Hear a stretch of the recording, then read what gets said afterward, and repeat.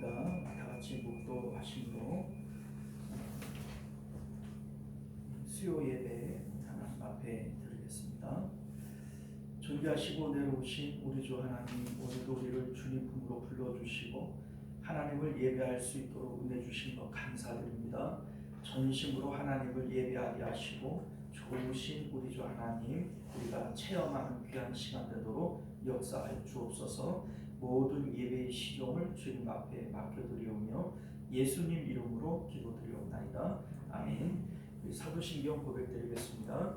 전능하사 천지를 만드신 하나님 아버지를 내가 믿사오며 그 외아들 우리 주 예수 그리스도를 믿사오니 이는 성령으로 잉태하사 동정녀 마리아에게 나시고 본디오 빌라도에게 고난을 받으사 십자가에 못 박혀 죽으시고 장사 일주일 사흘 만에 죽은 자 가운데서 다시 살아나시며 하늘에 오르사 전능하신 하나님 우편에 앉아 계시다가 저리로서 산자와 죽은 자를 심판하러 오시니라. 성령을 믿사오며 거룩한 공예와 성도가 서로 교통하는 것과 죄를 사하여 주시는 것과 몸이 다시 사는 것과 영원히 사는 것을 믿사옵나이다. 아멘.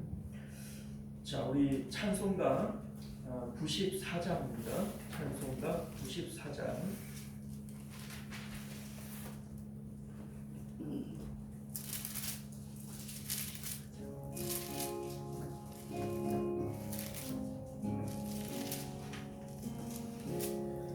주 예수보다 더 귀한 것은 없네. 이 세상 보기와 바꿀 수 없네. 영주는 내 대신 돌아가신 그 놀라운 사랑 잊지 못해. 세상 즐거움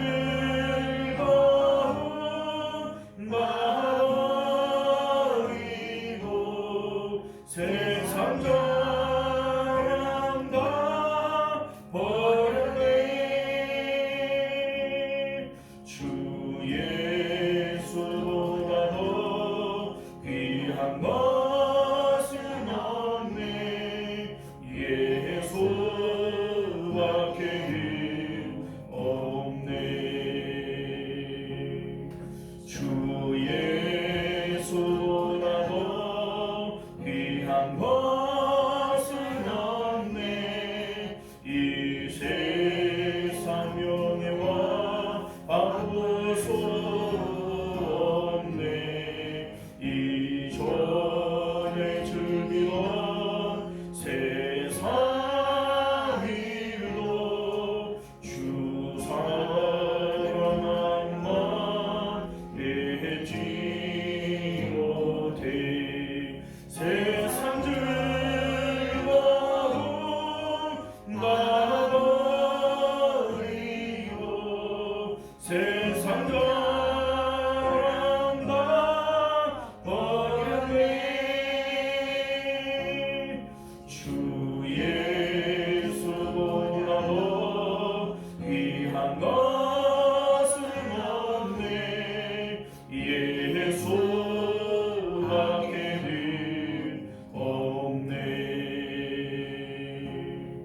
주 예수보다 더 귀한 것은 없네.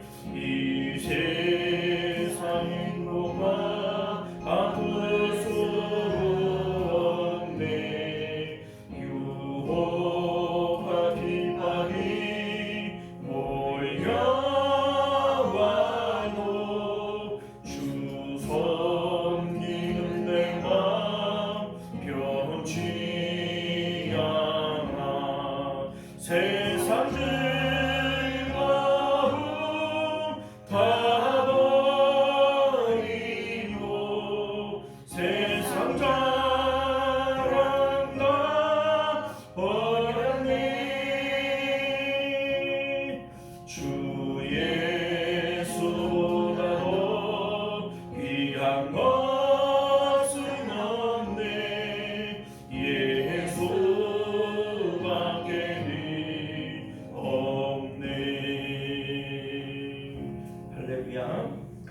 자, 이 시간 우리 함께 기도합니다. 우리 찬송했던 것처럼 주님보다 더 귀한 것 없습니다. 이 세상 가운데 가장 귀하신 분 우리 주님이십니다. 우리가 이러한 마음의 고백을 가지고 함께 기도하시며 또 예배를 위해서 기도하시길 바랍니다. 좋으신 우리 하나님, 우리가 예배 가운데 만나는 귀한 은혜 있게 하옵소서. 우리 함께 기도하겠습니다. 은혜로우시고 자비로우신 우리 하나님, 우리가 예배를 통해서 살아계신 우리 하나님, 좋으신 우리 하나님 만날 수 있도록 은혜를 베풀어 주시기를 원합니다.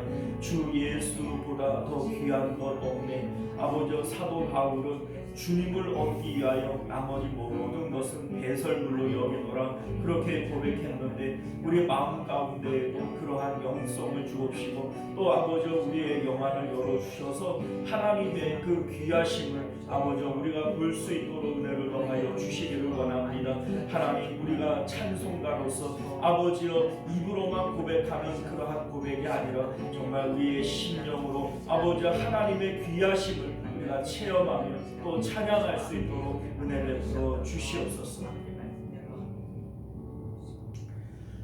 존귀하시고 내려오신 우리 주 하나님, 주 예수보다 귀한 것 없네. 사도 바울은 예수 그리스도를 얻기 위하여 내가 나머지 모든 것은 배설물로 여긴다 그렇게 고백합니다. 우리 하나님, 우리 마음 가운데에도 이러한 고백이 아버지 진실되게 나타날 수 있도록 성령께서 우리 가운데 영안을 열어 주옵소서. 오늘도 귀하신 우리 하나님을 예배하는 저희도 되게 하여 주옵시고 예배를 통하여 우리 하나님을 만나고 체험하고 경험하는 귀한 시간 되어줄 수 있도록 은혜 베풀어 주옵소서. 주님 홀로 영광 받아 주실 줄 믿사오며 거룩하신 우리 주 예수님 이름으로 간절히 기도드리옵나이다. 아멘. 자, 우리 찬송가 407장 우리 한 장 더 찬송하겠습니다. 찬송가 407장입니다.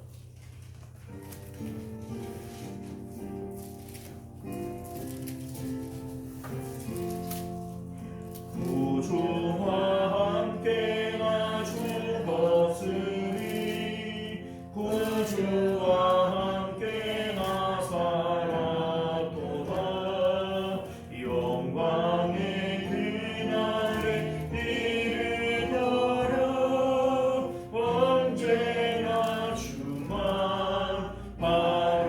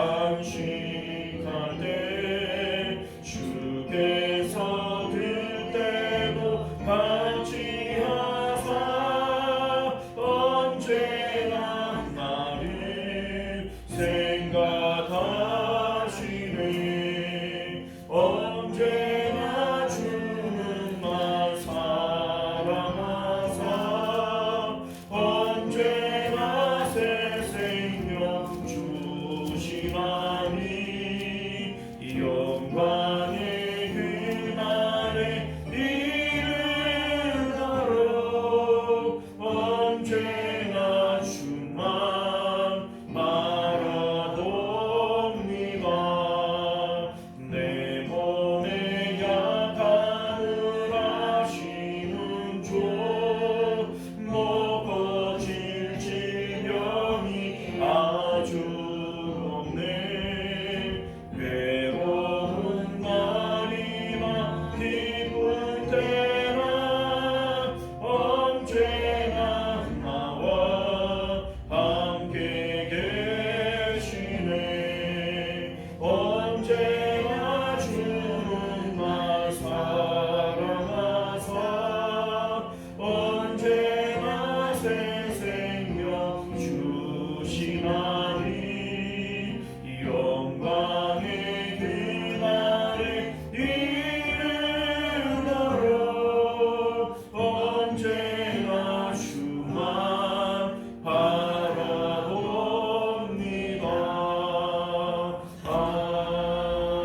아멘.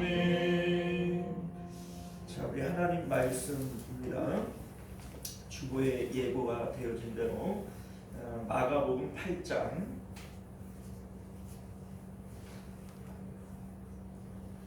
31절부터 마지막 절까지 우리 교독하도록 하겠습니다.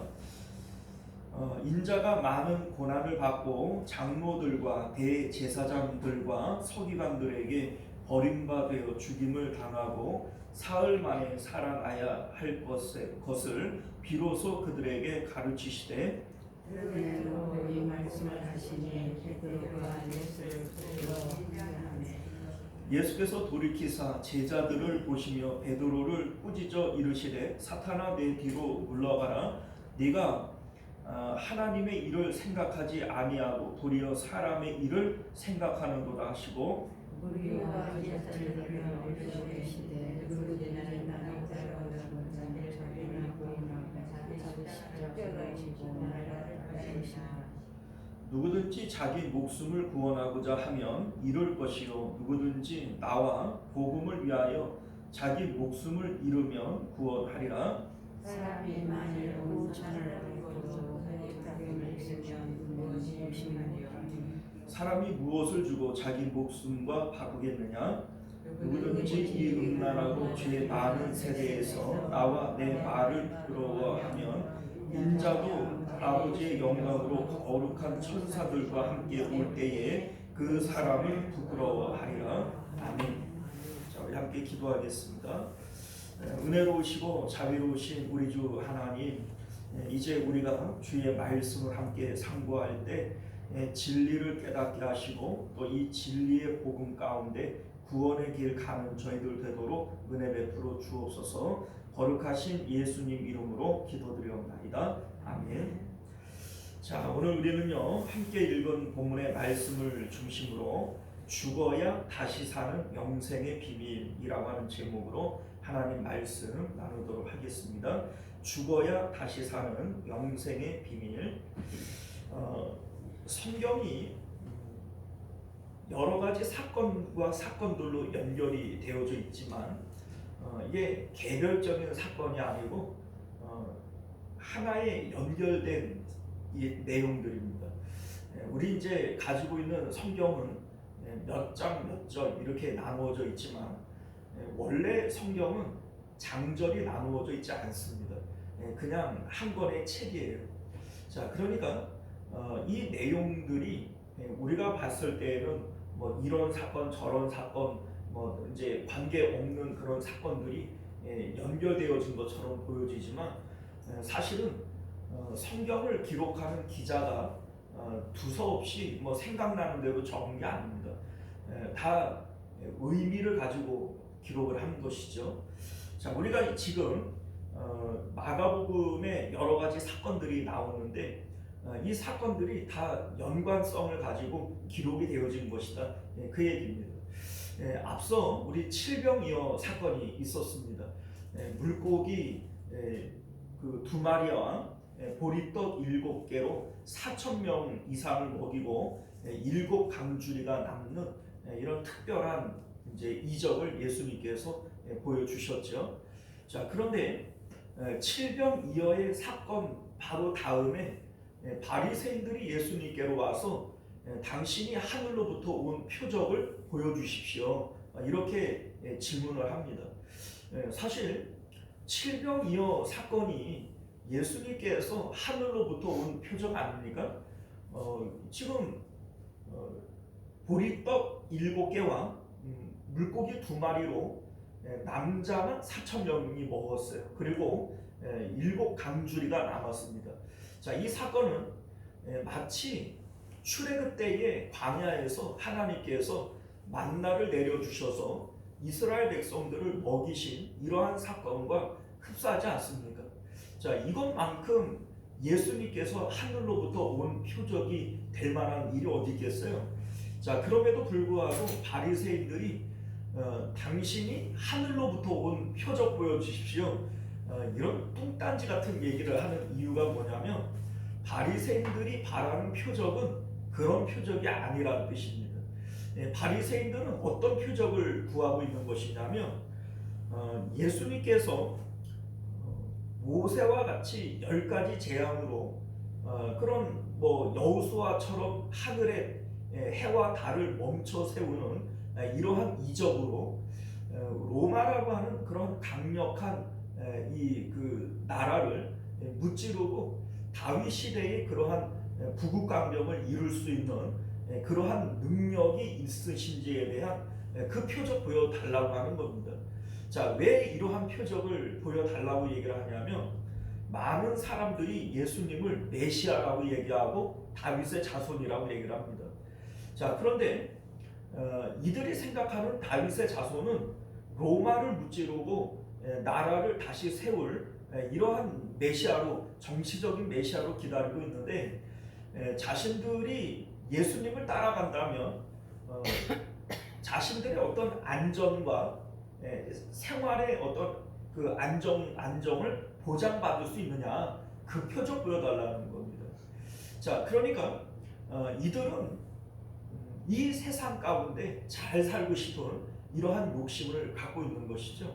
자, 그래서 예수님께서는 이들에게 요나의 표적 외에는 내가 너희들에게 보여줄 것이 없다, 이런 말씀을 하시는데 요나의 표적이 뭡니까? 십자가에 대한 표적이죠.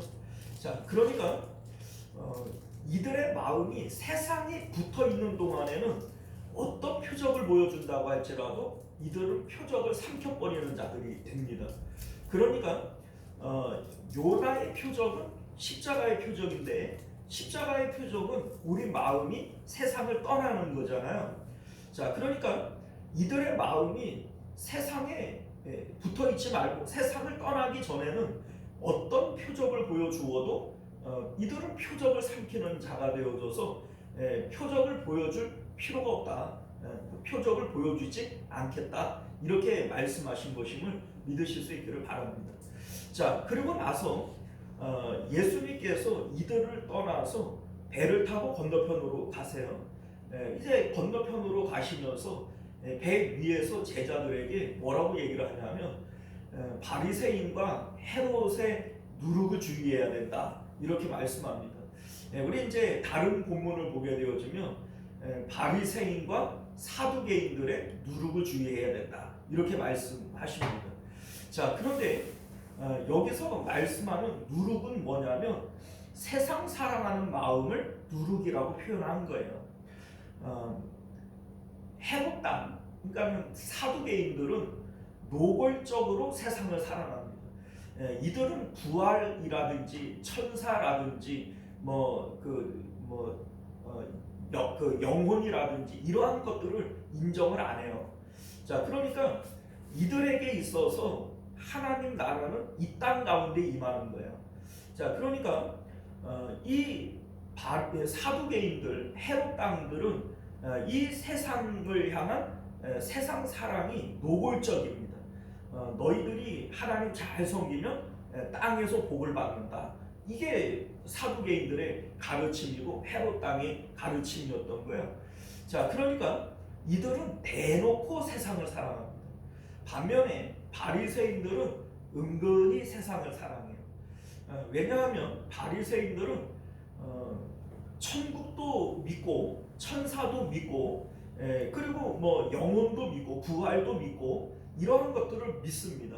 자, 그러니까 이들의 입술로는 이 세상이 전부가 아니고 하나님 나라가 있다, 이렇게 얘기를 하지만 실질적으로 이 바리새인들의 마음은 돈을 좋아하는 자들이고 잔치의 윗자리나 시장에서 문안받는 것을 좋아하는 자들입니다.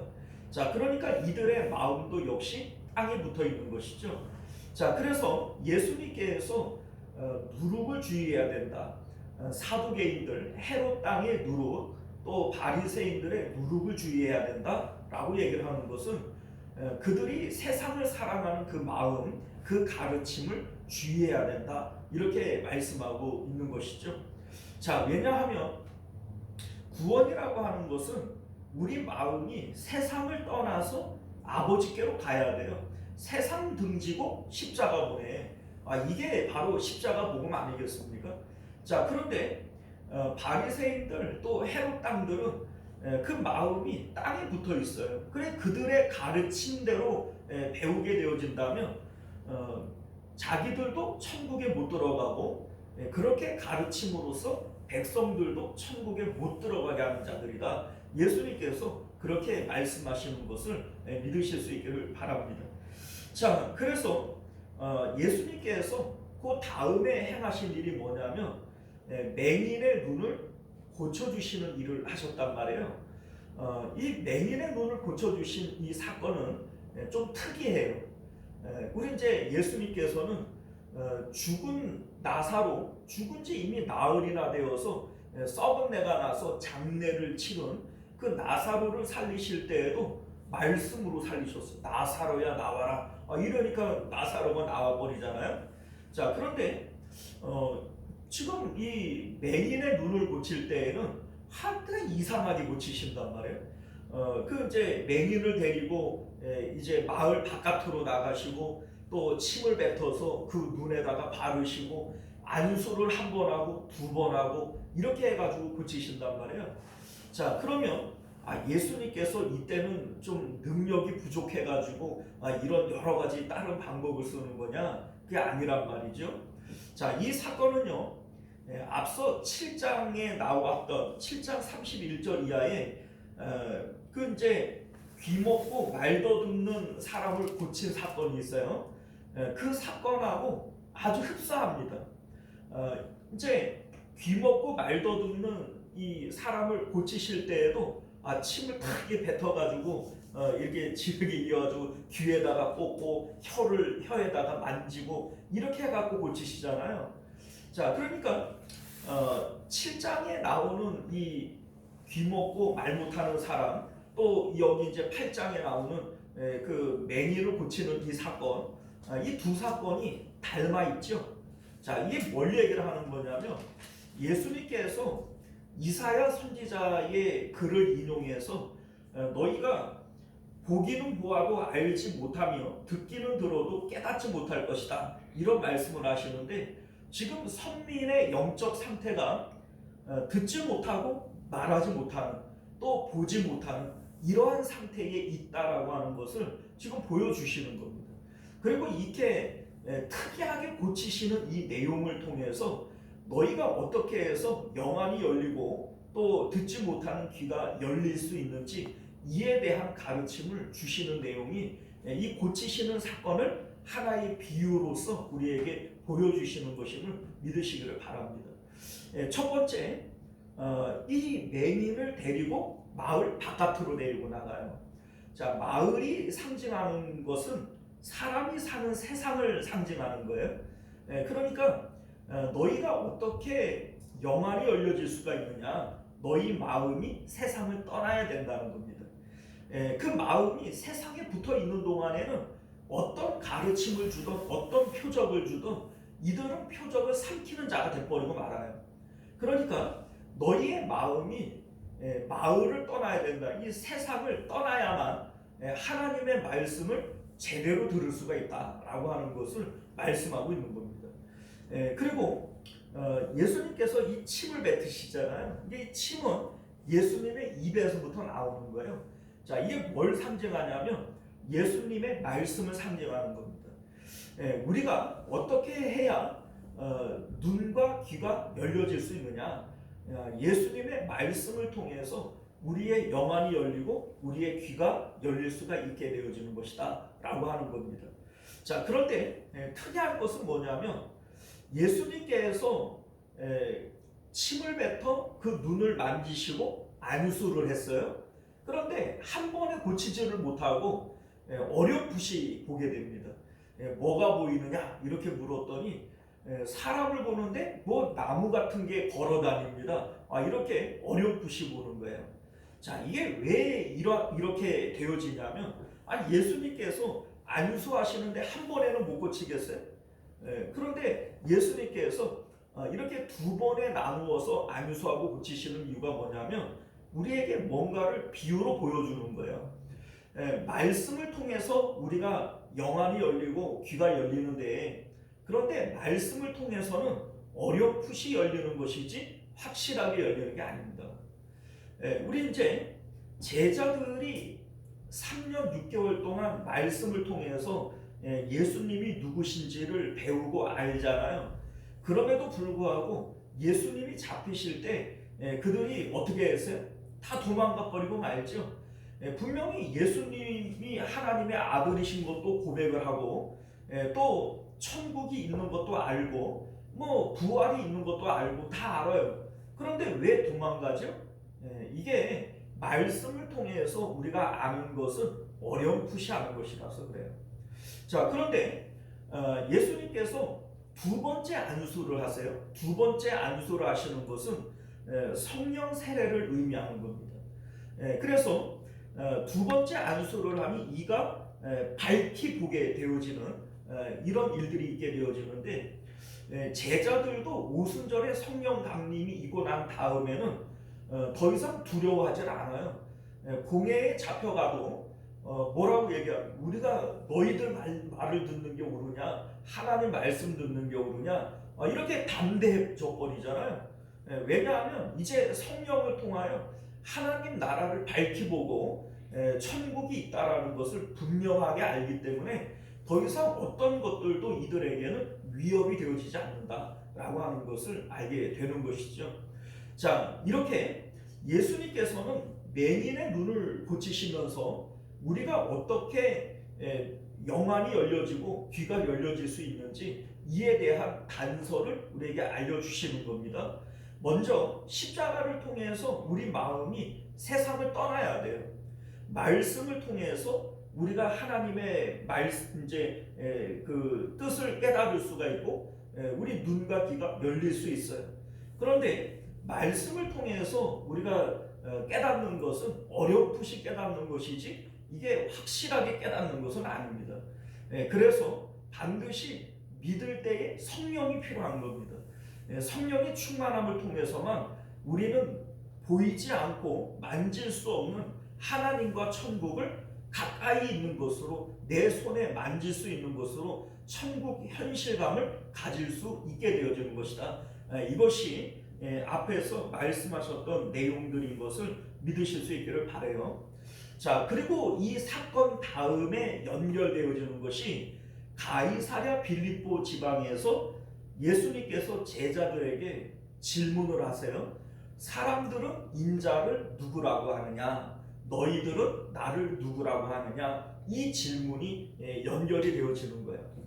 자, 그런데 이 질문이 의도하는 것이 뭐냐면 예수님께서 지금 제자들을 3년이나 3년 6개월 동안 지금까지 가르치신 거예요. 말씀을 가르치셨는데 이제 이들의 눈이 얼마만큼 열렸느냐, 이거를 점검하기 위해서 질문을 하시는 겁니다. 자, 세상 사람들은 예수님을 누구라고 얘기해요? 세례 요한이나 예레미야나 선지자 중에 하나라고 합니다. 이렇게 얘기를 합니다. 자, 세상 사람들은 예수님을 보는 눈이 있어요, 없어요? 아직 없어요. 그러니까 그냥 뭐 숱한 선지자 중에 하나다 이렇게 얘기를 하는 겁니다. 그러니까 예수님께서 너희는 나를 누구라고 하느냐 이렇게 질문을 합니다. 우리가 알다시피 베드로가 대표로 나서서 주는 그리스도시요 하나님의 아들이십니다. 이 고백을 하게 되어지죠. 자, 이게 뭐 베드로가 대답을 했다고 해서 베드로만 그렇게 고백을 하는 게 아니에요. 이 베드로가 대표격인 것이죠. 이제 다른 제자들은 자기가 알고 있어도 선뜻 이렇게 먼저 나서지를 못하는 것이고, 이 베드로는 나서기를 좋아하는 사람이라서 자기가 이제 제일 먼저 대답을 한 것이지 베드로만 그렇게 고백하는 것은 아니다. 제자들이 공통적으로 그렇게 느끼고 있는 것이고 또 고백하는 것이다. 이렇게 우리가 볼 수 있겠죠. 자, 이에 대해서 31절을 보게 되어지면 이 고백을 듣고 난 다음에 예수님께서 비로소 예수님의 고난에 대한 것을 이제 말씀을 하시는 거예요. 인자가 많은 고난을 받고 장로들과 대제사장들과 서기관들에게 버림받되어 죽임을 당하고 사흘 만에 살아나야 할 것을 비로소 그들에게 가르치시되 이렇게 합니다. 자, 여기에서 비로소 가르치셨다라고 하는 말의 의미는 드디어 가르친 거다. 이제 처음 가르치신 것이다. 이런 얘기가 되어져요. 예수님께서 십자가에서 죽으시고 부활하실 이 사건에 대해서 비로소 가르치신 것이고 처음 가르치신 거예요. 자, 왜 이 말씀을 비로소 처음 말씀하시는 걸까? 지금까지는 이 말씀을 할 수 없었어요. 왜냐하면 제자들이 아직도 영안이 열려지질 않아서 예수님이 누구신지도 모르고, 그러니까 당연히 예수님의 죽음도 부활도 이것을 믿지 못하잖아요. 그러니까 지금까지는 이 말씀을 이제 할 수가 없었던 것이죠. 그러나 이제 제자들이 말씀을 통하여 어렴풋이라도 이제 영안이 열려진 거예요. 예수님을 하나님의 아들로 그리스도로 이렇게 받아들일 수 있는 영안이 열려졌기 때문에 예수님께서 이제 드디어 십자가 사역에 대한 이 말씀을 이제 비로소 말씀하신 것이다라고 하는 것이죠. 자, 그런데 이 말씀을 우리가 좀 생각을 해보면 참 예수님도 야속한 분이에요. 왜냐하면 이 제자들이 지금 겨우 영안을 열은 거잖아요. 어떻게 보면은 영적으로 보면 아주 어린 아이들인데, 그죠? 자, 그런데 굳이 이거 뭐 십자가에서 죽고 부활하고 내가 고난을 받아야 된다, 너희들도 십자가 지고 나를 따라와야 된다, 굳이 이런 말씀을 하셔야 됩니다. 조금 그 제자들이 좀 용기를 낼 수 있는 이런 말씀을 좀 하시면 좋지 않겠어요? 얘들아, 잘 보았다. 하나님과 천국이 얼마나 좋은 곳인 줄 아냐? 막 이러면서 그 천국의 아름다움과 좋음에 대해서 좀 얘기를 해주면 그 시험 들 일이 없잖아요, 그죠?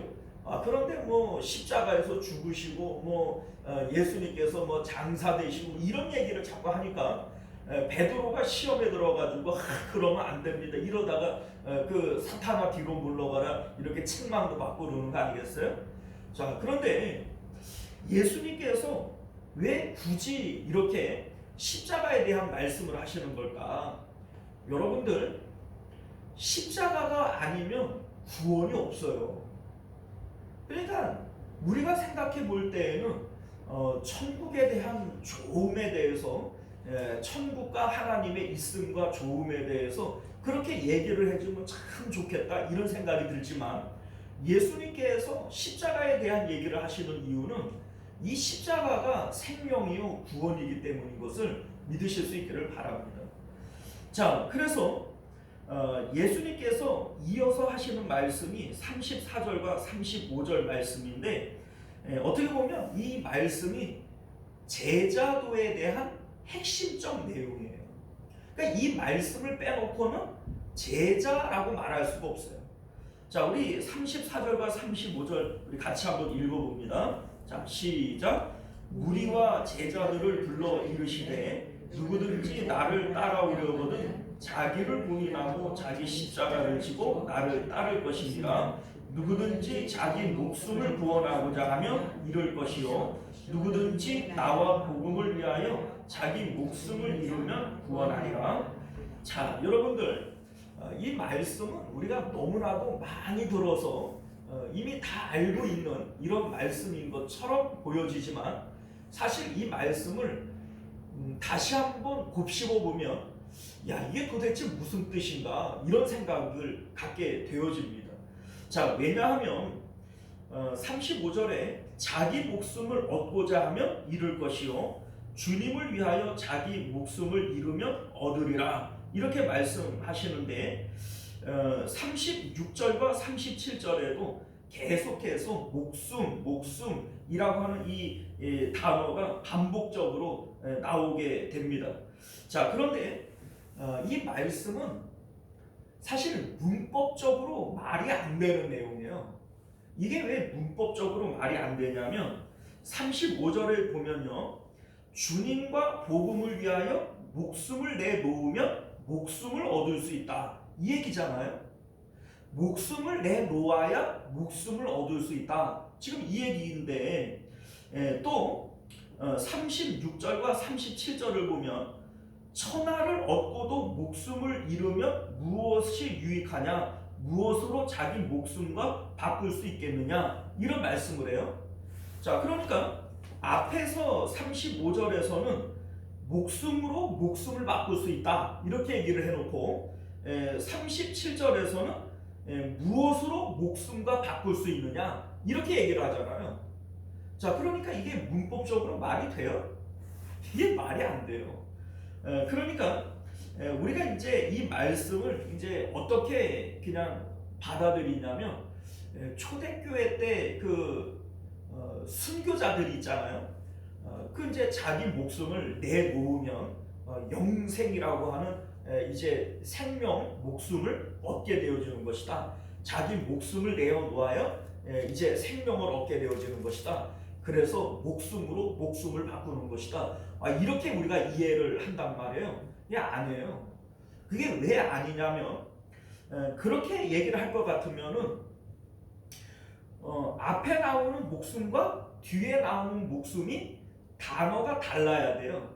그런데 헬라어 원어를 보게 되어지면 앞에 나오는 목숨과 뒤에 나오는 목숨이 똑같이 푸시케라고 하는 단어로 되어져 있어요. 그러니까 이 푸시케가 영혼, 생명, 목숨 이런 뜻이거든요.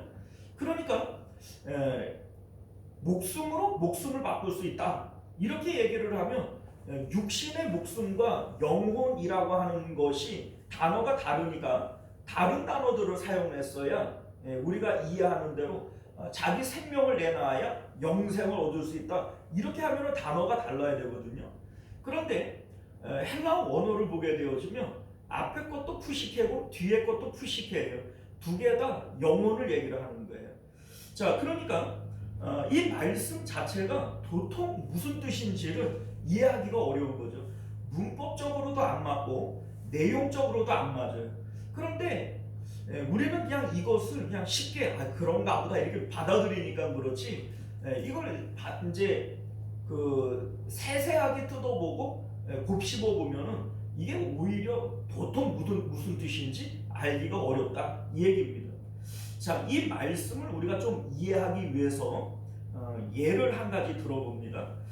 제가 예전에도 한번 말씀드린 적이 있는 것 같은데 목사님들이 모이는 모임이 있어요. 근데 오늘 이제 그 월요일에 모였는데 한 목사님이 이제 연세도 이제 저희보다 많이 드신 그 이제 목사님이신데 그 주에 이제 자신의 교회에 있었던 일을 얘기를 하시는 거예요.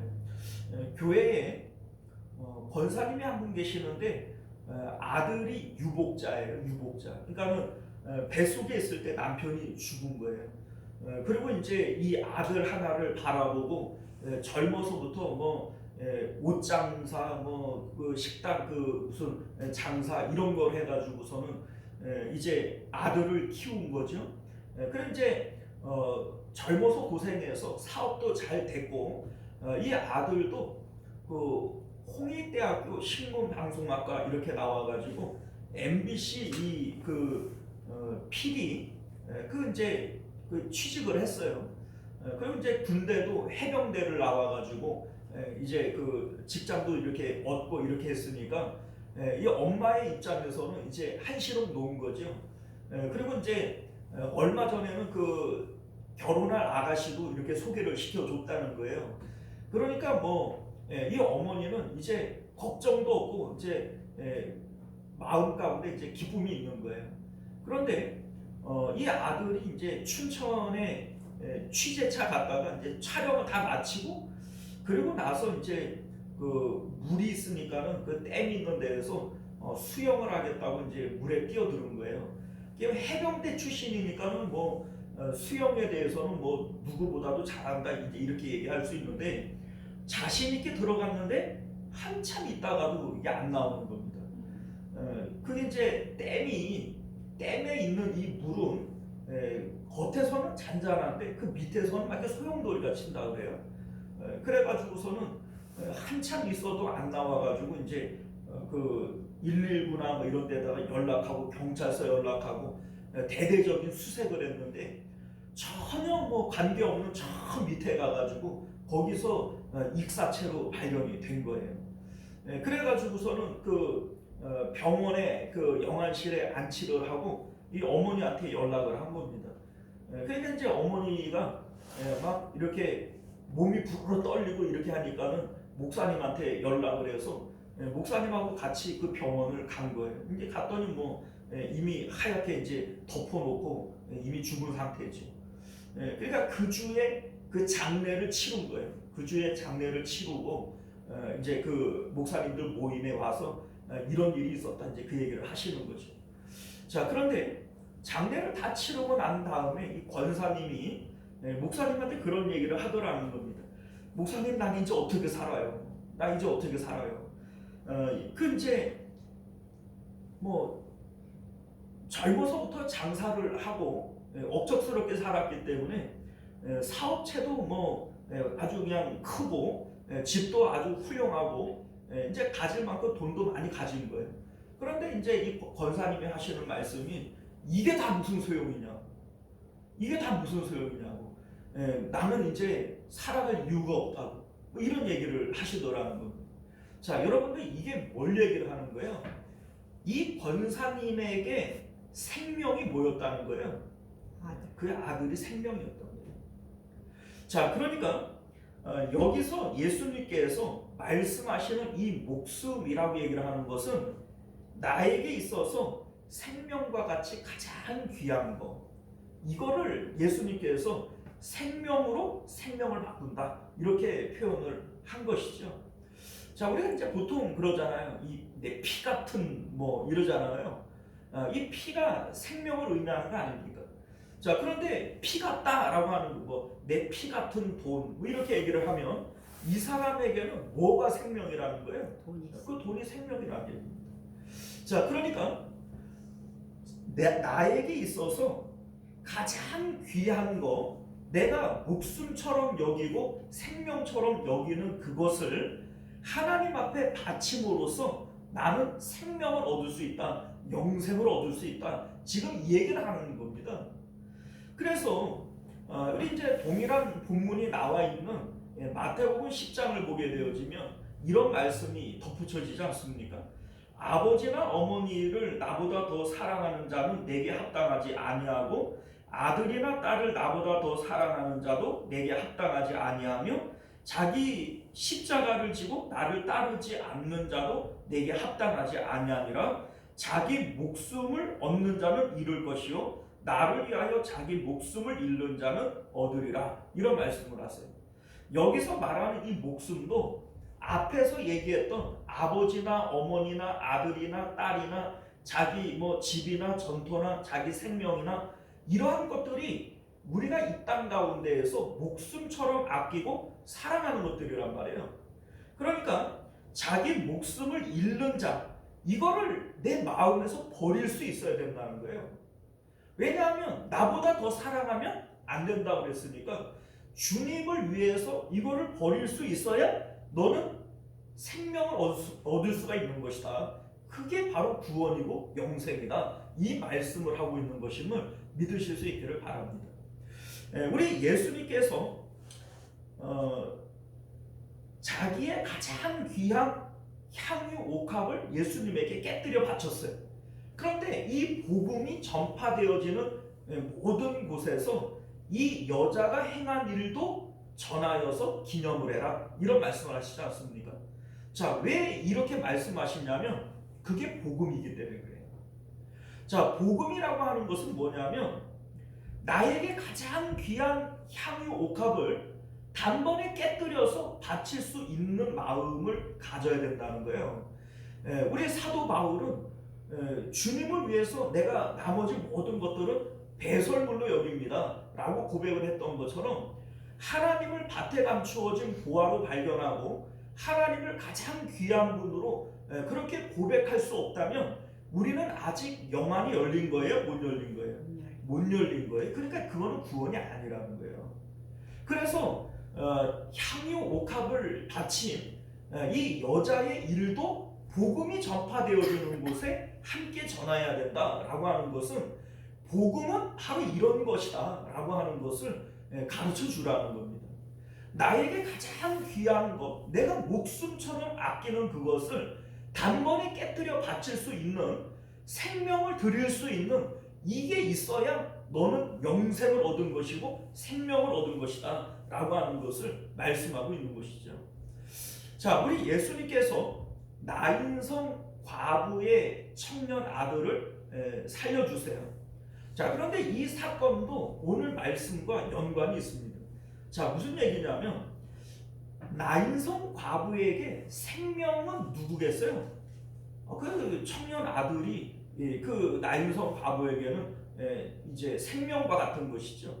그럼 죽었네요. 그런데 예수님이 다시 살려주셨어요.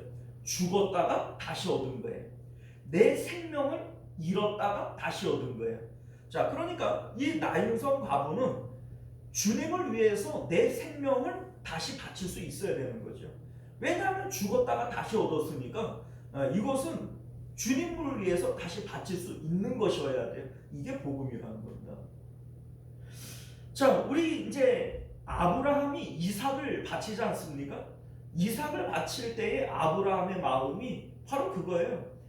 죽었다가 얻은 아들이고 내가 그 하나님 앞에 그 이제 부활을 믿는 마음으로 바친 아들이 되어지는 것이죠. 이게 바로 복음이고 믿음이다 라고 하는 것을 믿으실 수 있기를 바랍니다. 자, 여러분들, 오늘 이 말씀은 우리가 들을 때 상당히 부담이 돼요. 왜 이게 부담이 되어지냐면 내게 생명같이 가장 귀한 것을 하나님께 드릴 수 있어야 이게 참된 구원이고 영생의 믿음이다. 지금 이 얘기지 않습니까? 자, 그런데 이렇게 얘기를 하면 자신 있냐? 자신이 없어진단 말이지. 자, 그런데 예수님께서 부자 청년에게도 동일하게 말씀하십니다. 부자 청년에게 뭐라고 얘기해요? 네가 가진 모든 소유를 팔아서 가난한 자들에게 나누어 주고 너는 나 따라와라, 이 말씀을 하세요. 부자 청년에게는 뭐가 생명 같은 거예요? 돈이 생명 같은 거예요. 그러니까 순종하지 못하고 근심하면 떠나가 버립니다. 이 예수님이 뭐라고 얘기를 하냐면 부자가 천국에 들어가는 것이 낙타가 바늘귀로 들어가는 것만큼 어렵다, 이 얘기를 합니다. 여러분들, 이게 부자 청년만의 얘기예요? 아니요, 우리들도 똑같은 입장이에요.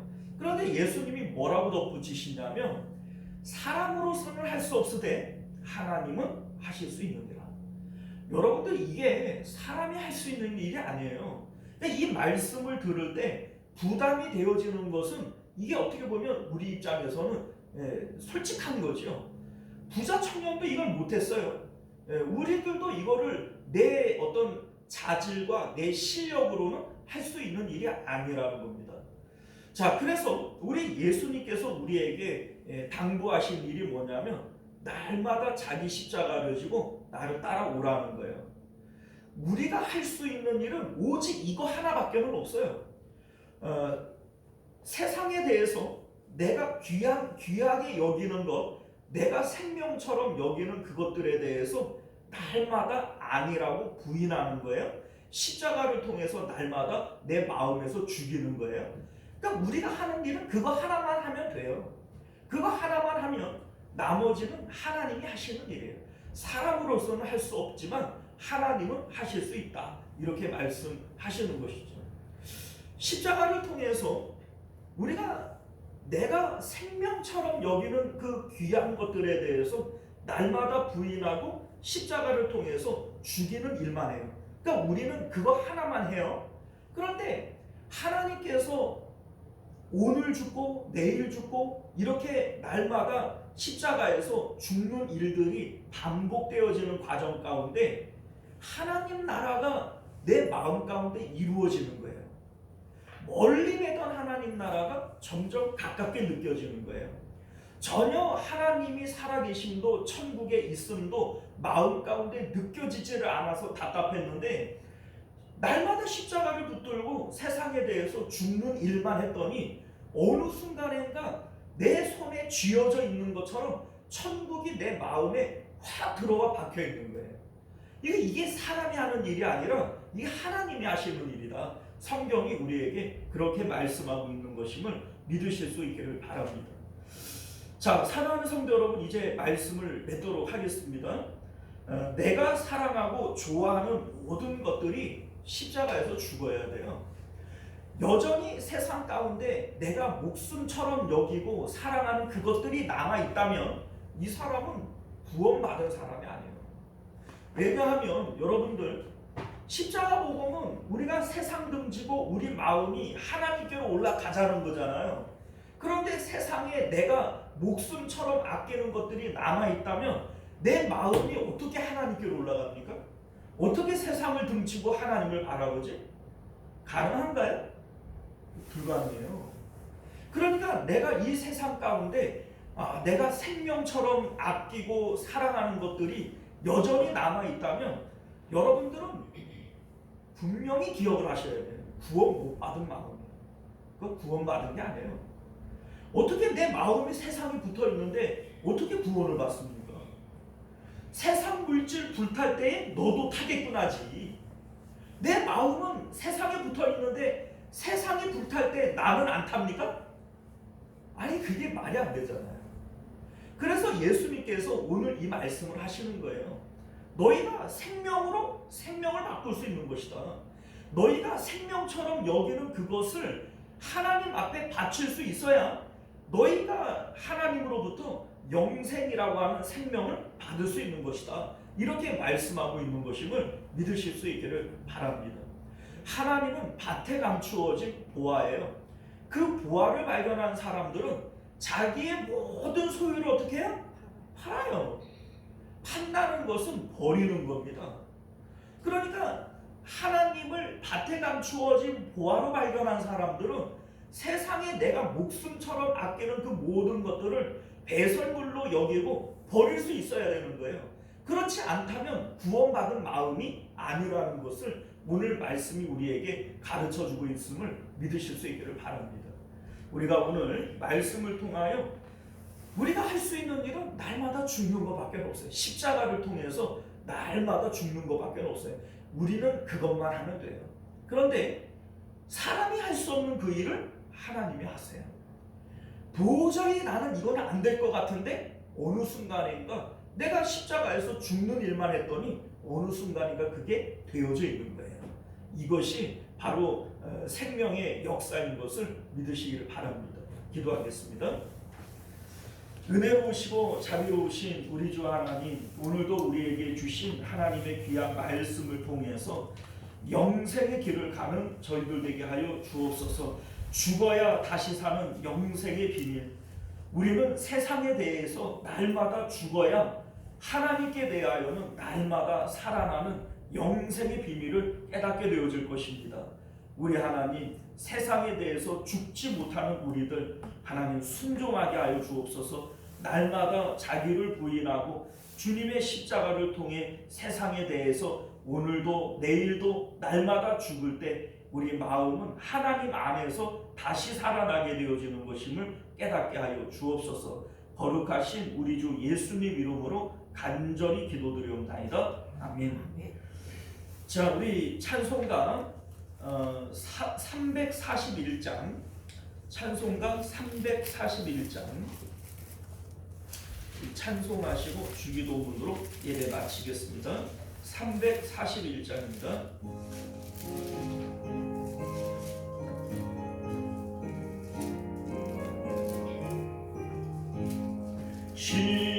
십자가를 내가 지고 주를 따라갑니다.